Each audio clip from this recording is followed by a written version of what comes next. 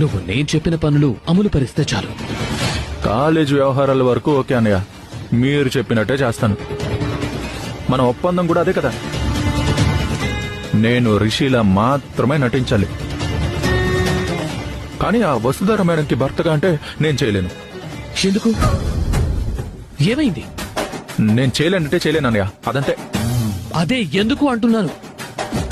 కావాలంటే నీకు ఇస్తానన్న అమౌంట్ కి డబుల్ అమౌంట్ ఇస్తాను. డబ్బులు మ్యాటర్ కాదన్నయ్య, కొన్ని పనులు చేయడానికి మనసు ఒప్పుకోదు.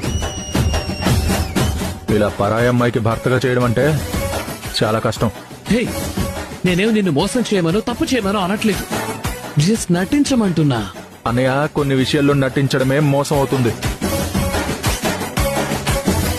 ఆయన కాలేజీలో అమ్మాయి చేసిన ఓవర్ యాక్షన్ చూస్తే తనతో మూవ్ అవడం అమ్మో చాలా కష్టం. ఏంటి